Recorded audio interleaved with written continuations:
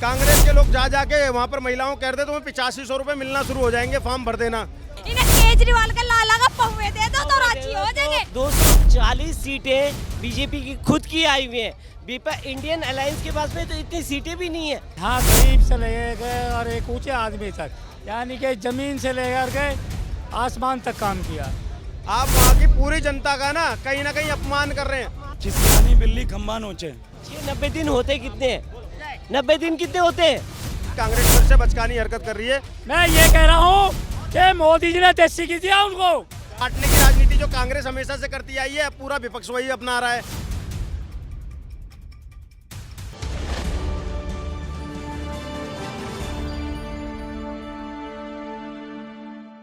नमस्कार दोस्तों, बहुत बहुत स्वागत है आप सभी का हमारे चैनल द न्यूज़ 15 में और मैं हूं आपके साथ शिवानी मांगवानी। तो आपको बता दूं कि एनडीए जीता है लोकसभा चुनाव में और बीजेपी में जो है तीसरी बार बहुमत के आधार पर जो है पीएम मोदी पीएम बनने जा रहे हैं। तो उसको लेकर लगातार बैठकें हो रही है। जीत के बाद से कल भी बैठक हुई और आज भी बैठक हुई। वही कांग्रेस की जो इंडिया गठबंधन है उसकी बैठकें भी लगातार चल रही है, जिसमें आज ये फैसला लिया गया कि इंडिया गठबंधन जो है आपसी सहमति से जो है राहुल गांधी को प्रतिपक्ष नेता बनाएगा विपक्ष के, यानी कि पक्ष पार्टी के खिलाफ।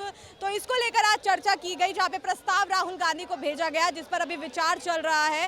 तो इसको देखते हैं कि जनता किस तरीके से देखती है कि अगर राहुल गांधी को प्रतिपक्ष नेता बना दिया जाता है कांग्रेस का, तो इस पर उनका क्या रुख रहेगा और बीजेपी के लिए क्या ये मुश्किल साबित होगी। जानने के लिए आइए जनता से बात करते हैं। जी, क्या नाम है सर? मेरा नाम एएस रावत है।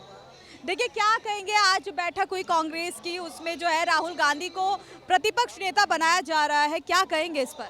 देखिए, बहुत अच्छी बात है और राहुल का तो आप देखते ही हैं, जब से उन्हें विपक्ष का वो बना दिया जाएगा ना, तो देखिए क्या क्या खेल होते हैं। संसद जो है मजाक का पात्र बनती रहेगी, वो मजाक करते रहेंगे और सबका एक हंसी मजाक का माहौल पैदा करते रहेंगे। हाँ, लेकिन कह रहे हैं कि जो है बोलती बंद कर दी बीजेपी की, जहाँ 400 पार कर रहे थे वहाँ पे 300 भी नहीं ला पाए। देखिए, ये जो है तीसरी बार हैट्रिक मारी है मोदी जी ने और 240 सीटें बीजेपी की खुद की आई हुई हैं। इंडियन अलायंस के पास में तो इतनी सीटें भी नहीं है। पूरा गठबंधन मिला दिया जाए इंडियन अलायंस का तो उनके पास में 232 बनती है। तो जीत किसकी हुई? खुद बीजेपी। लेकिन चलिए मानते हैं कि एनडीए की वजह से जो है बीजेपी में जो पीएम मोदी है तीसरी बार पीएम बन रहे हैं। लेकिन देखा जाए तो जो 400 पार की बात थी, कोई कह रहा था कि भाई 400 भी क्रॉस कर जाएंगे, लेकिन कहीं ना कहीं तो बोलती बंद हुई है ना सर। देखिए, कोई बोलती बंद नहीं हुई है, सब चीज उसी तरह से है। यूपी का जरूर, यूपी में जो सीटें मिलनी थी ना, एक ही शोर है। जब उसका पीछे चल रहा था फिर भी उसकी जोर था, अभी उसकी बैसाखी वाला सरकार बन गया फिर भी उसकी जोर है। ठीक है, बैसाखी वाला सरकार बना अभी भी जोर है, पर अभी जो सरकार बनेंगे इसकी 90 दिन का सरकार चलाना मुश्किल हो जाएंगे। मोदी जी ने बोला था कि हम 90 दिन के बाद 75 साल हो जाएंगे, उसको इस्तीफा देना पड़ेगा और उसका जवान पक्की जवान है तो गारंटी है। तो हाँ, इनसे पूछिए 90 दिन होते कितने हैं? 90 दिन कितने होते हैं? 3 महीने का बाद उसको इस्तीफा 3 देना महीने पड़ेगा। 40 दिन होते हैं।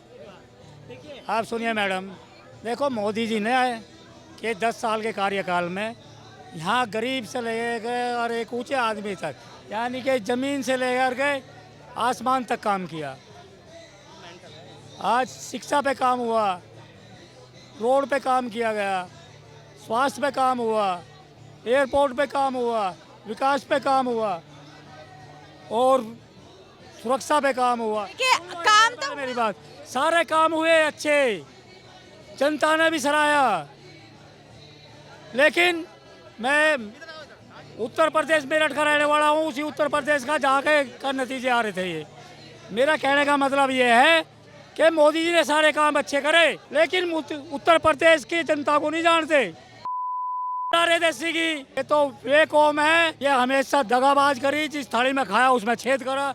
ये सपा पार्टी है जिसने जिस थाली में खाया उसमें छेद करा। और रही बात, इन्होंने कहा ना को हमेशा सामने वाला कहेगा बीजेपी के बारे में, अगर कोई बोलेगा ना तो वो बर्दाश्त नहीं करा जाएगा। जिसने सनातन धर्म की प्रकृति मासिक जोड़ी अयोध्या में ले जाकर राम मंदिर बनाया तो वो कैसे बर्दाश्त कर लेंगे भाई। जो इज्जत उसने उत्तर प्रदेश को दुआ रखी ना, और पहले की बात ये उत्तर प्रदेश का जो रोडों की हालत थी और जो वहाँ की जनता की हालत थी, दी बेटियों की हालत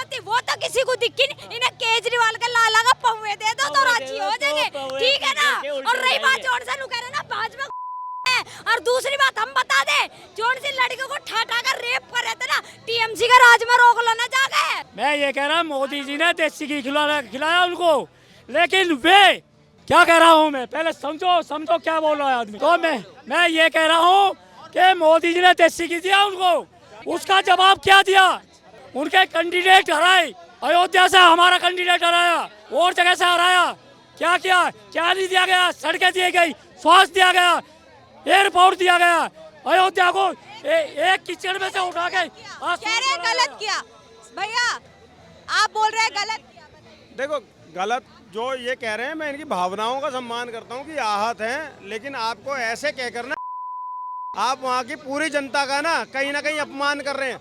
लेकिन जब आप अयोध्या को या यूपी वालों को ऐसे गालियाँ बक रहे हो ना, तो मुझे लग रहा है कि ये गलत है, ये लोकतंत्र है और आप जनता का अपमान मत करिए। देश का प्रधानमंत्री तो गाली बक नहीं रहा। आपके हिसाब से चलिए सर मेरा सवाल सुन लीजिए, आपके हिसाब से आपको क्या लग रहा है कि क्या कारण रहा होगा कि बीजेपी को वहाँ पे बहुमत नहीं मिला? मैम देखिए क्या होता है ना, 10 साल से भाजपा को पूर्ण बहुमत आ रहा था उत्तर प्रदेश से, दो बार लोकसभा में भी जीता कर भेजा गया है और 2 बार मुख्यमंत्री भी बनाया है उसी उत्तर प्रदेश में पूर्ण बहुमत से।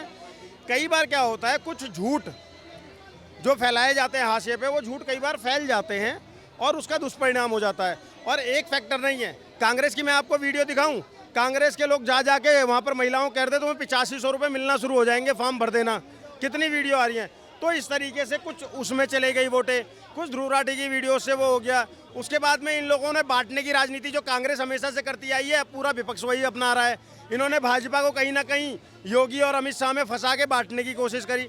तो किसी भी चीज़ के लिए ना एक फैक्टर काम नहीं करता है, कई सारे फैक्टर्स काम करते हैं। और मैं बार बार यही बात बोलता हूँ कि मतदाता के पास वो अधिकार है, वो मत दे रहा है और सरकार को जब सरकार बन रही है उसको ये सम्मान करना चाहिए कि चाहे कहीं से बहुमत आई है या नहीं आई है, मतदाता का सम्मान करना चाहिए, क्योंकि अल्टीमेटली आपको बनाने वाला मतदाता ही है।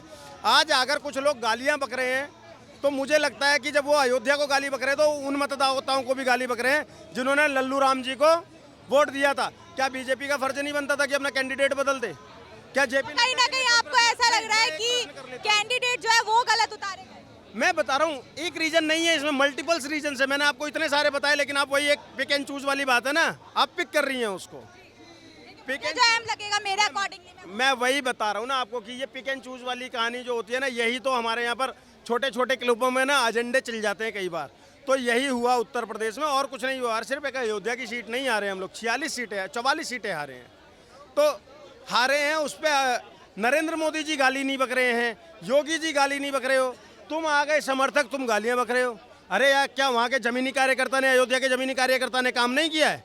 अब नहीं वोट में तब्दील हो पाए, कई सारे रीजन हो गए हो सकते हैं, इसकी वजह से आपको गाली बकने का कोई अधिकार नहीं है। अगली बार 2029 में फिर से पूर्ण बहुमत से आएंगे। वही उत्तर प्रदेश की जनता थी ना जिसने 2 बार पूर्ण बहुमत दिया, एक बार 77 सीटें, एक बार 65 सीटें।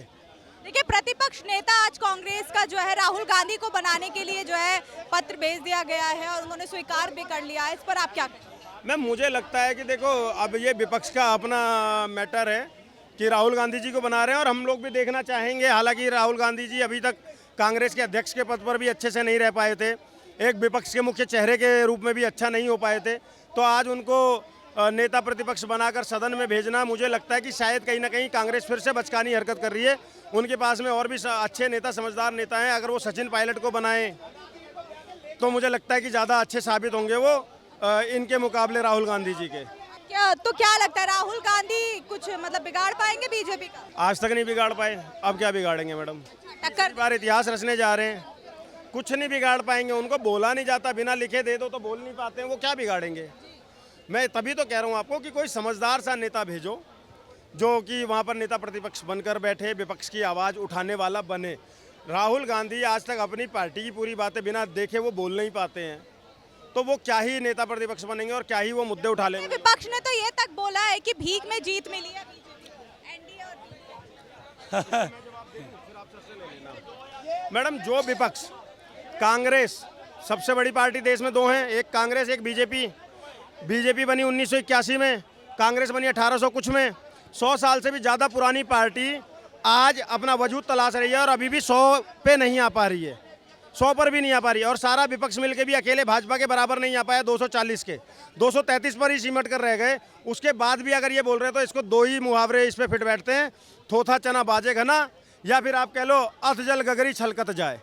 यही हाल है सिर्फ बीजेपी विपक्ष वालों का, और कुछ नहीं। एक और मुहावरा फिट बैठता है कि खिसियानी बिल्ली खम्बा नोचे। ये भी मुहावरा फिट बैठता है कि आज़ादी से पहले की पार्टी, इतना बड़ा प्रोपेगेंडा, इतना बड़ा गठबंधन, इतना बड़ा भ्रम कि मोदी जी हिंदू राष्ट्र कर देंगे, आएंगे तो मोदी जी संविधान बदल देंगे, Modi ji SC ST OBC का आरक्षण खत्म कर देंगे, मोदी जी के राज में महंगाई बहुत, बेरोजगारी बहुत, ये सारा प्रोपेगेंडा फैलाने के बाद आज़ादी से पहले की पार्टी 99 पे और टोटल इंडिया गठबंधन 233 पे, और अकेले भारतीय जनता पार्टी तीसरी बार 2 टर्म सरकार चलाने के बाद 240 सीट पे है, और ये कहते हैं भीख में इनको मिल गया। एक लाइन और कहना चाहता हूँ कि यही EVM जो इस EVM से चुनाव हुआ है, यही EVM 10 साल से विपक्ष के लिए, यही EVM 10 साल से विपक्ष के लिए बनी थी जो जीरो, और इस चुनाव में कैसे अचानक बन गई इनके लिए हीरो। 10 साल से जो EVM बनी थी विपक्ष के लिए हीरो, इस चुनाव में कैसे बन गई इनके लिए हीरो। कहते थे इस बार ही मोदी जी जीतेंगे तो EVM से जीतेंगे, अब ये कह रहे हैं जीते हम हैं, मोदी जी हारे हैं, उनको तो भीख में जीत गए। ये ज्यादा खुशी कहें कि हमको ये जो सीटें मिली है वो EVM से मिली है। इस बार EVM हमने हैक किया है, मोदी जी ने नहीं किया है, ये बोलें। और देखिए, एक लाइन मैं कहना चाहता हूँ, चूंकि मैं कवि और लेखक भी हूँ, कि व्यक्ति के व्यवहारिक जीवन में जो भी घटनाएं होती हैं वो उसके अच्छे के लिए होती हैं। एक पल के लिए वही घटना उसके कितना भी बुरे का क्यों न एहसास करा दे, पर यदि उसका दृष्टिकोण सकारात्मक हो और वही घटना उसके बुरे में तब्दील हो जाती है, एक पल के लिए वह घटना उसके लिए कितना ही अच्छे का क्यों न एहसास करा दे, यदि उसका दृष्टिकोण नकारात्मक हो। विपक्ष का दृष्टिकोण नकारात्मक है, इनको लग रहा है कि हमको बहुत ज़्यादा सीटें मिल गई, लेकिन मोदी जी जो नारा था 400 पार, चलिए नहीं मिला, लेकिन आज आज़ादी से लेकर के अब तक का इतिहास देखा जाए तो पंडित जवाहरलाल नेहरू के बाद मोदी जी पहले ऐसे शख्स हैं जो तीसरी बार प्रधानमंत्री बनने जा रहे हैं। और एक लाइन मैं कहना चाहता हूँ और कि देखिए, जो बोला ना, जो होता है अच्छे के लिए होता है, ये देश की जनता ने दिखा दिया कि जो तुम 10 साल से आरोप लगा रहे हो कि मोदी जी EVM में घोटाला करते, मोदी जी EVM से जीतते हैं, ये दिखा दिया कि मोदी जी EVM से नहीं जीत रहे थे, मोदी जी अपने काम से जीत रहे थे।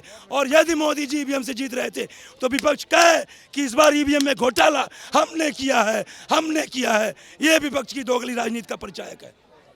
अभी विपक्ष तो ये भी बोल रहा है कि अगर यही हालात रहे तो अभी जो आने वाले चुनाव है, अभी अपना पद 5 साल संभाल लीजिए, जैसे तैसे करके एनडीए की बदौलत आपको मिल गया। लेकिन बोला थोथा चना बाजे घना है, कुछ नहीं बाज रहे हैं। 1999 से 2004 तक अटल जी की सरकार रही, गठबंधन की सरकार रही, और 2004 तक 99 से 5 साल अटल जी ने सरकार चलाया, और 4 से लेकर के UPA की 14 तक सरकार रही, लेकिन साध्वी प्रज्ञा पे शिकंजा कसा, जेल में डाला, तमाम लोगों के ऊपर ED CBI का दुरुपयोग किया। लेकिन इस कांग्रेस की औकात नहीं हुई कि अटल जी के कार्यकाल पे कोई उंगली उठा दे, किसी के ऊपर कोई घोटाले का आरोप लगा करके उसको जेल करवा दे। जब अटल जी ने 5 साल चला दिया तो मोदी तो अटल जी का चेला है, चेला। कह रहे योगी को भी हटा देंगे अब उत्तर प्रदेश से, उनके गले। मैंने कहा ना, विपक्ष खाली षड्यंत्र का स्पेशलिस्ट हो चुका है। विपक्ष खाली जो है वो गुमराह करने का स्पेशलिस्ट हो चुका है इस चुनाव में। योगी जी अभी आपने देखा होगा, ये बिना जो ये बैठक हुई है अभी कल की जो है, उसमें मोदी जी ने योगी जी की कितनी तारीफ करी। मोदी जी वो शख्स नहीं है कि चलो 2 बार तुम जीत रहे हो और मतलब 2 बार तुम 500 में 400 नंबर ला रहे हो और एक बार मान लो 350 ले गया है तो भाई गलती है। अरे ये चुनाव है। कह रहे हैं कि देखिए, कह रहे उत्तर प्रदेश में जो बुलडोजर की कार्रवाई थी वो ज्यादा महंगी पड़ गई योगी जी के लिए। बुलडोजर की कार्रवाई नहीं महंगी पड़ी। उत्तर प्रदेश में 24 करोड़ की लगभग आबादी है, सबसे बड़ा तबका गांव में रहने वाला है। और जो दिल्ली में आज देखिए, यहाँ पे सारे लोग कम से कम नहीं बोल रहे हैं, सुन तो रहे हैं, 10 लोग खड़ा होकर सुन रहे हैं, तो सबको नॉलेज है एक्चुअल में हो क्या रहा है। लेकिन गांव में जो महिलाएं हैं, जो मजदूर वर्ग के लोग जो उनके पास टाइम नहीं है, वो सुबह 7 बजे उठते हैं और काम धाम करके 8 बजे खा पी के सो जाते हैं, उनको बहुत मतलब नहीं है। और किसी से 100 बार आप बार बार एक ही बात कहेंगी, दिमाग में बैठ जाता है। मेरे घर से 3 घर दूरी पे एक ऑटो रिपेयर वाला है, मैं जाता था बोलता था सूर्यदेव की जय, उसका नाम सूरज है, सूर्यदेव की जय हो। कुछ दिनों से बोलना बंद कर दिया, अब वो हमको बोलता है सर आपकी जय हो, चूँकि उसकी आदत पड़ गई मुझे देख के जय बोलने की। तो वही इन लोगों ने संविधान बदल देंगे, ये कर देंगे, SC ST हिंदू राज घोषित कर देंगे, मुसलमानों तुमको बाहर जाना पड़ेगा। ये जो भ्रम फैला है इसका भी असर है। और बहुत सारी इंटरनली बातें हैं, मतलब ये मैं ये नहीं कहता कोई एक फैक्टर, लेकिन इसमें जाति समीकरण भी रहा, संविधान बदलने, आरक्षण बदलने, हिंदू राष्ट्र, ये सारा बहुत सारा फैक्टर है। लेकिन जीत इनकी नहीं है। जीत इनकी क्या है? ये पूरे मिला के 233 और मोदी जी अकेले 240 और क्या नहीं, जीते हम हैं। बहुत बहुत शुक्रिया। तो देखिए, आपने सुना कि जनता ने बताया कि अगर राहुल गांधी को प्रतिपक्ष नेता बना दिया जाता है तो क्या एक नया एंगल निकल कर आएगा पक्ष और विपक्ष पार्टी में। और जो है जीत को लेकर भी कई सारी चीज़ें उन्होंने बताई, जहां कह रहे हैं कि भाई भीख में एनडीए की तरफ से जो है बीजेपी को जीत मिली है और तीसरा पीएम नरेंद्र मोदी को बनाया जा रहा है, इसको लेकर भी जनता ने बताया। तो अब आप बताइए इस पर आपका क्या कहना है, कमेंट बॉक्स में अपनी प्रतिक्रिया ज़रूर दीजिएगा। तो बने रहें द न्यूज़ 15 के साथ। शिवानी मांगवानी, कैमरामैन गौरव के साथ।